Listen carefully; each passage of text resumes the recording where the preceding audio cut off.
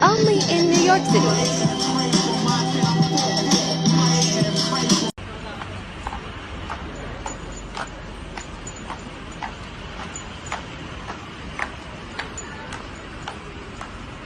Billy got it done. Bro, you recording me? No, don't record. Right? So when segregation ended, right, black people, or when slavery ended, actually, black people were just forced wherever, right? So they had nowhere to go. And then there was laws put in place to put them into prison, and after... Okay. It's okay. No. What's your name? Guys, what's your name? Jackson. It takes a lot of courage to come up here. Yeah, no, Let's just take a deep breath. Okay, I'm not here to pick on you. No, I appreciate it. No, it's okay. I know this can be very intimidating getting into a crowd like this. So just take a deep breath. Let me make your argument. I'm going to make your argument for you, and I'm going to tell you why I think it's wrong. Okay? Okay. Yeah. Is that fair? Yeah. Sure. Okay. So the argument that is being made, that you want to make, is that there's legacies of injustice. Yes. And that those legacies impact one generation after the other. And when those things get handed down, you have what is a system or a systemic issue that isn't just isolated in 2024. So the argument that you're making is that what happened in 1954 does impact 2024 of decade after decade after decade. Let me tell you my response to that. Of course, there is some truth to that. However, every culture, every person in this audience can point to issues that families or generations prior had that were able to overcome. So the question is, why is it that Black America is one of the only populations, that and Native American populations, that have not been able to overcome such evil, horrors, and injustices? Here's my perspective, and I want to hear what you have to say, is that the number one way to keep people out of poverty, lower the crime rate, and have a better society is whether or not you have a mom and a dad around. Would we agree that's an ideal? Yeah?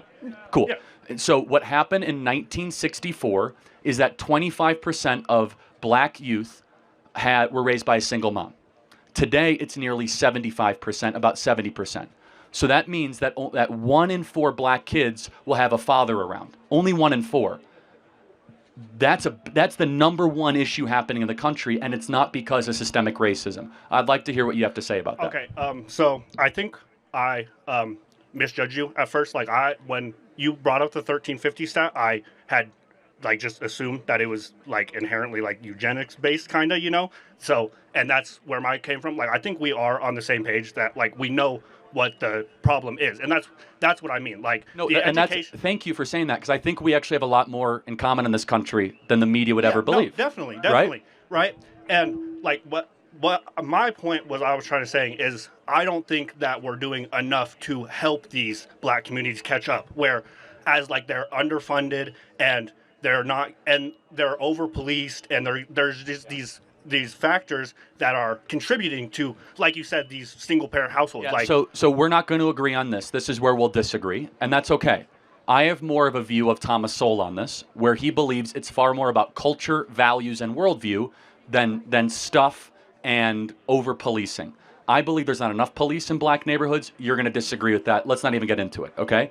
But I think we can ask a question, and I want your opinion. Why is it that the single motherhood rate in Black America went from 25% to 75% over 50 years, where America did become less racist? What, why did it? Yeah, so what caused Black America to go from one of the strongest nuclear family communities in the country to now the weakest by far? I can't answer your question. No, that's okay. No, that's great. And again, it's hard to get up and have these conversations. Here's my opinion. My opinion is that, yes, there was some social welfare that subsidized single motherhood, which means it's easier to get cash from the government if you say you are single than if you are married. I think we can agree that's stupid. That shouldn't happen, right? But I would love your perspective on this. Do you think in Black culture, getting married and staying with one woman for your entire life is elevated and celebrated. The greatest crisis in our culture isn't racial. No, it's spiritual, it's moral, and it's familial. Yes, ladies and gentlemen, from correctional officers in the prisons to retired educators to single mothers and young black men, there is a clear thread that the absence of fathers and the breakdown of the family is actually breaking the future of our children. Literally, the numbers don't lie. The numbers don't lie. And it's not just the absence in the physical sense. No. But when fathers are absent, there is that absence of wisdom that they could have provided, that discipline and moral leadership. You see, the moral leadership. And that is very important for every kid, especially when they're growing up. No, not at all. I think that's the problem. I think the problem stems from a lack of education. I think these communities don't have. I don't think a lot of them have the proper education or learning from previous to realize what will lead them to a more successful future. I think that if we funded more education in these systems, then these men wouldn't be so focused on stuff like gang violence to get protection or money or you have a other great stuff like that, and then end up in prison and then end up with their child having a single mother. Fair enough. So sorry, I didn't. No, it's great. So there's a lot of examples that there's some merit to your argument, but it's more about the quality of education than the amount of money we spend on it. Yeah. Such as, that's why I'm a big proponent of school choice and educational vouchers and opposing the teacher unions. But the core is this, is that the number one predictor for a kid of any skin color, black, white, Asian, Hispanic, is whether or not dad is around. Right. And I look, as an outsider, albeit, at current black culture, right? From the athletes to the rap music to the music, I don't see the nuclear family elevated, nor is it an internal black cultural expectation. Now, I will ask some of the white individuals here in this audience, okay? If you guys got pregnant and all of a sudden you didn't even know who the father was who was around, how would your parents react? Not great, right? Yes? Unfortunately, in black America, this is kind of accepted. Would you agree? I can't say. I grew up around a lot of white people, so I can't all right, say. Okay, like, well, so, but it is a fact that it is sure. accepted, right? So that's the problem. The problem is that it's a cultural norm that has then turned into the cycle of poverty. The cycle of poverty can break very quickly if fathers stayed with the women they impregnate. But most of these fathers aren't just leaving. A large majority of these fathers are ending up in prison. Like, Okay, this is good point. Why do you go to prison? because you commit crime. But because the prison system has been targeted against minorities. Again, we're not going to agree here, right, and that's okay. Yeah. There's actually under enforcement of the laws when it comes where there's, for example, only half of murders in Chicago get solved. Right, but are they all black people though? Almost all of them, yeah. Like 80, Well, 80 if they're not solved, how do we know that they're black people? Well, because it's a black victim in a black neighborhood by a black gang. So it's like you can assume at a great approximation that in the west side of Chicago, 50% of the murders in Chicago that go unsolved are all black people. Not all. No, I said 85%. But we don't know who the perp is. But again, if you have a black victim at 2 a.m. in a black neighborhood, it's reasonable to say that it was a black on black crime. 90% of murders after 2 a.m. in Chicago are black on black crimes. I'm from Chicago. Right. I happen to know it. Right. But like half of all murders in Chicago are unsolved, that means half of all murderers are walking free. So we have an under enforcement of laws. We have the ladies here in this audience should know this. You know that there's over 600,000 rape kits in this country that have not even been opened or tested, which means that there are women who say that they've been raped and their kits are not even put in the system. There are probably hundreds of thousands of rapists that walk free in this country. Yeah, no, our system is no. Totally What I'm saying though, that's an under enforcement of laws, though. Yeah, because our system is terrible. No, I know, but you said we have an over enforcement. I don't think we have enough people in jail. You don't think we have enough people? No, like I said, half of all murderers walk free. We don't even know who they are. Okay, but I sure, whatever. But I'm talking. I don't think that I don't think that black people are as half. more than 50% of exonerations from prison are black people. Like, a black person is more likely than any other race to be tried for a crime that they did not commit and then to be released from prison for a crime that they did not commit. That's not totally true. Let's pretend that it is. It's because they're in front of the justice system more because of the high crime. But let's try to find some agreement. I'm talking percentages of exonerations. Like, they're... No, it's because they're in the system more, though. It's because you have more cases. But anyway, let's pretend that's true. Let's pretend the system's totally racist. Actually, there's more white people in the system because white people make up like what? Like no, for sure. So you're just incorrect there, right? Like you're doing to me. But they don't commit as many crimes. Okay, so let's be cordial. Let's be cordial. You're not being, so let's calm down a little bit, okay? You're not being. Am I being sweet to this guy? Okay. But all right. Let me ask you one question in closing, though. If you could, okay, if you could say to Black America, here is more money, more stuff, more housing, or more fathers, which one would you choose? More funding. I don't think, because fathers, I think that you need to solve the problem from the bottom. I don't think you can just plant a bunch of fathers in and they're going to stay there. Like you said, they're just going to, like in the culture, it's not part of the culture. So they would just leave. It's a hypothetical, meaning if the fathers were to stay. Were to stay? Yeah. Okay, yeah, sure. If, like, I just knew for 100% fact that they were going to stay. No, sure. we have agreement.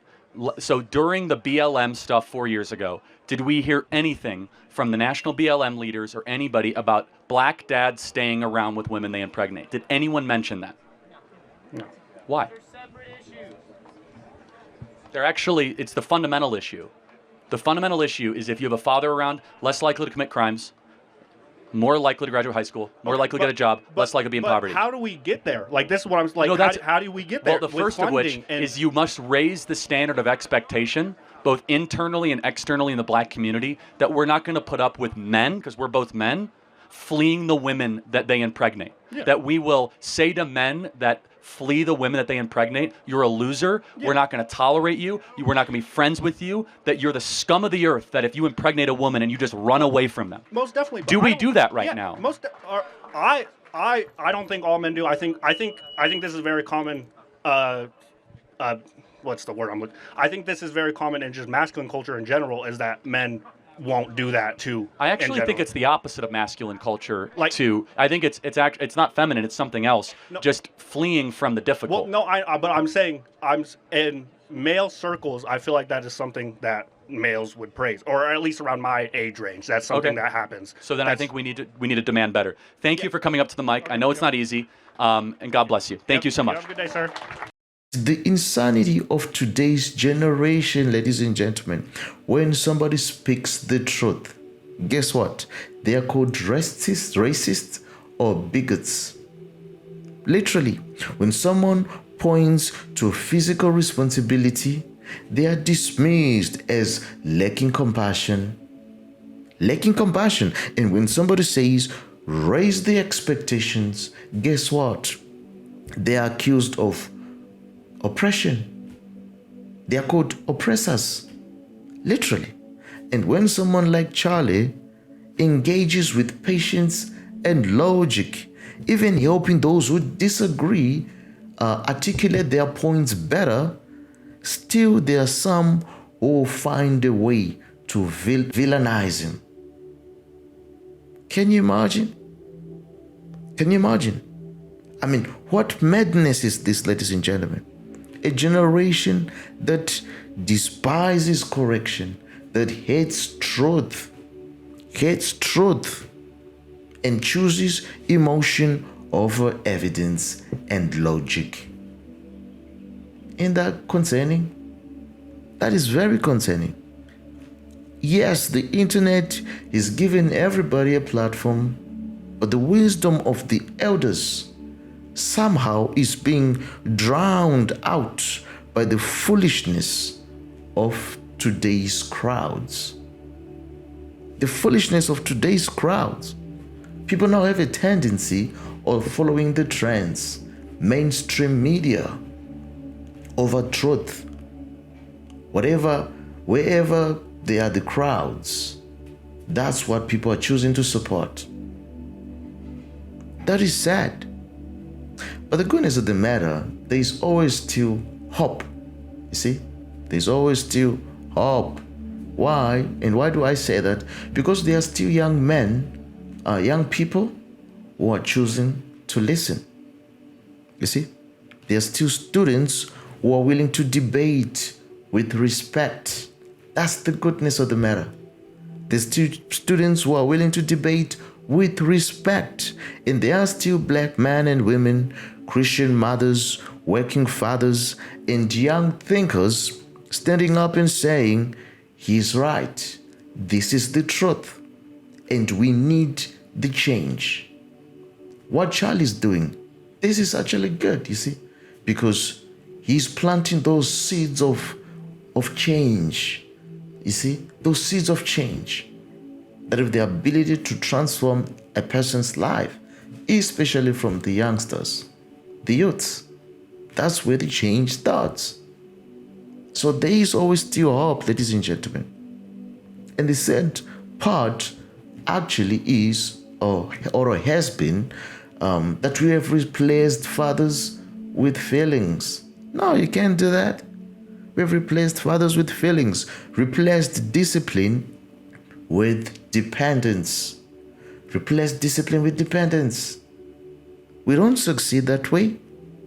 And to make even matters worse, we replaced God with government. And that's the most sad one. We have replaced God with government, replaced the truth with tolerance. Man, but like I said, there is still hope because there is still time. There is still time for change and to change. That's the goodness of the matter. So this generation doesn't need another celebrity. No, it needs a man of courage. It needs a man of courage, women of conviction. Women of conviction, families restored, truth preached, and God honored. You see?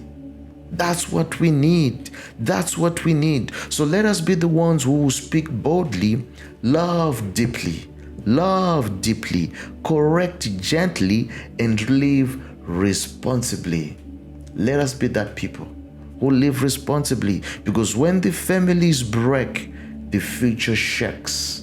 When families are broken, there is no future.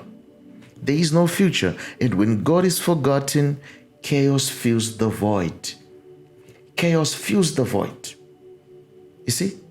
So, ladies and gentlemen, it is time to repent. Again, I say, it is time to repent. Time to rebuild. And a time to remember what matters most. And do you know what that is? Faith, family, responsibility, and truth. Yeah, absolutely. When we do that, we have a wonderful, brighter future. Not just for ourselves, but for our children's children's children. Yes. Well, if you enjoyed this video, be sure to click on the next one. Don't forget to like, to share, and to subscribe so that you don't miss any of our future content. I will see you again next time. Bye bye for now.